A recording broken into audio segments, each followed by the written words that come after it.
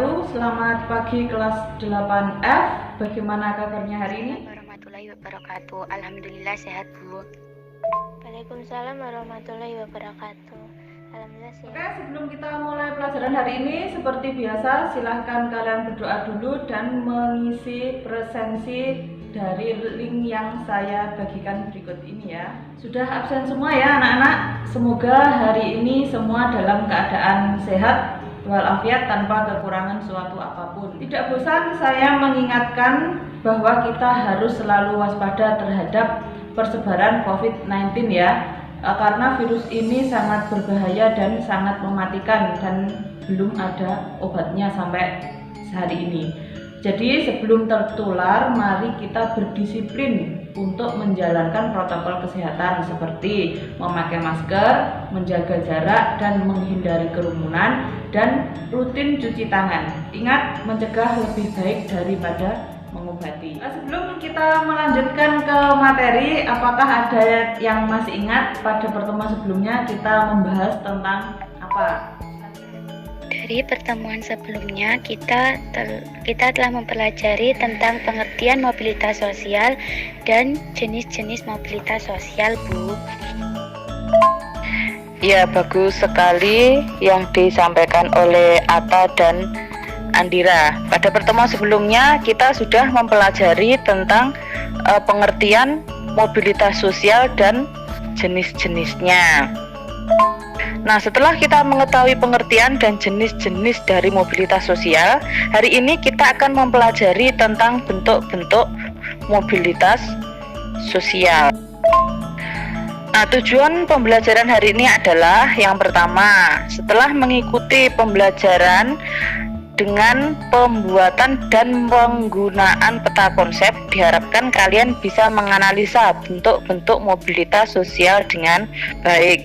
Yang kedua, melalui kegiatan diskusi, kalian diharapkan bisa menyajikan dan mempresentasikan hasil analisa tentang bentuk-bentuk mobilitas sosial dengan disiplin dan tanggung jawab, serta dengan menggunakan bahasa yang komunikatif.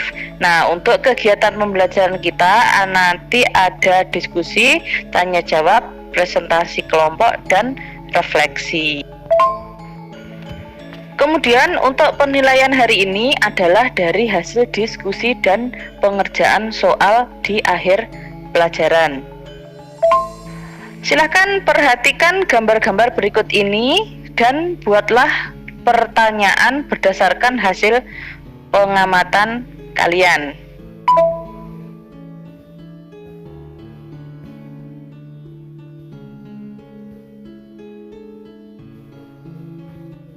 Banyak sekali pertanyaan yang muncul. Ini kebanyakan tentang gambar tersebut termasuk dalam mobilitas apa. Baiklah, dengan mobilitas sosial itu sangat memungkinkan bagi orang untuk meningkatkan statusnya menjadi lebih tinggi ataupun menjadi lebih rendah, atau hanya berpindah peran saja tanpa mengalami perubahan status sosial. Nah, jadi setiap orang itu mempunyai kesempatan yang sama dalam proses untuk melakukan mobilitas sosial, gitu ya. Oke, silakan kalian buka tautan berikut ini ya.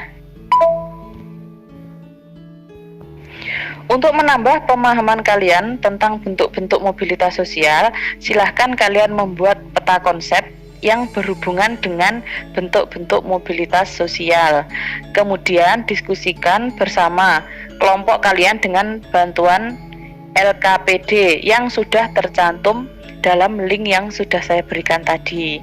Bisa dimengerti anak-anak sampai di sini? Bisa, Bu? Bisa. Untuk bahan pengumpulan data dan informasi, kalian bisa melihat pada buku paket IPS kelas 8 tentang mobilitas sosial, kemudian dari handout yang akan saya berikan, dan dari sumber internet bisa artikel-artikel dari Google atau Yahoo tentang mobilitas sosial. Setelah selesai, nanti setiap kelompok akan mempresentasikan hasil pekerjaannya. Silahkan bertanya jika kalian mengalami kesulitan. 30 menit waktu yang saya berikan untuk berdiskusi. Silahkan bergabung dengan kelompoknya masing-masing dan mulai berdiskusi.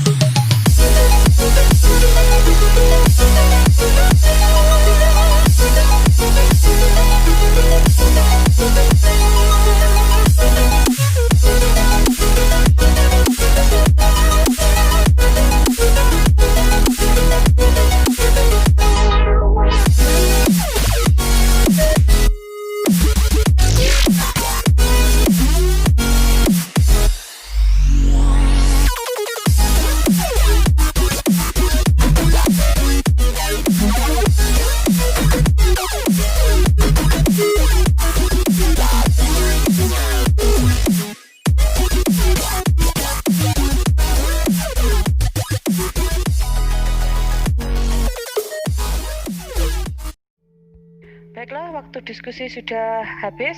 Jadi silahkan kelompok 3 persiapan untuk mempresentasikan hasil kerjanya. Hasil diskusi kami. Apa yang bisa kamu ungkapkan dari gambar tersebut? Gambar 1 termasuk mobilitas sosial horizontal karena Putra Nababan yang semula penyiar RCTI kemudian pindah ke penyiar Metro TV, tapi Putra Nababan tetaplah seorang pembawa berita di stasiun televisi. Gambar 2. Ya, bagus sekali yang disampaikan oleh kelompok 2 yang diwakili oleh Atta sudah disampaikan dengan sangat jelas sekali. Seperti pada soal yang nomor 2, gambar yang nomor 1 itu ada Putra Nababan. Putra Nababan ini adalah seorang presenter, seorang pembawa berita.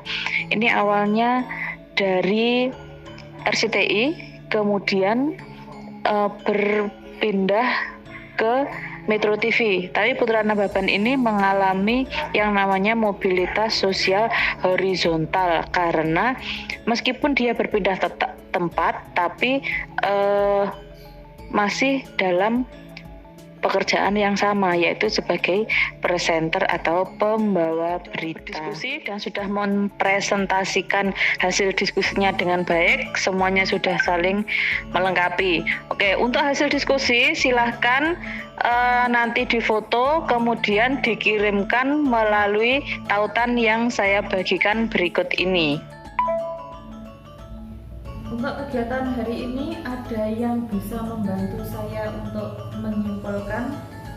Silakan perwakilan dari kelompok. Sangat penting bagi masa sekarang dan masa yang akan mendatang karena menyangkut perubahan kedudukan sosial yang sangat berpengaruh bagi kehidupan Mobilitas sosial ada dua, yaitu mobilitas sosial horizontal dan mobilitas sosial vertikal. Mobilitas horizontal memiliki dua jenis, yaitu mobilitas horizontal intragenerasi yang merupakan mobilitas horizontal yang terjadi dalam diri seseorang dan mobilitas horizontal antar generasi. Sedangkan mobilitas sosial vertikal juga ada dua jenis, mobilitas vertikal ke atas sosial climbing dan mobilitas vertikal ke bawah sosial sinking. Ya, terima kasih Febriani dan Cana yang sudah membantu saya untuk menyimpulkan. Nah, sampai di sini apakah ada pertanyaan atau ada materi yang masih belum dipahami?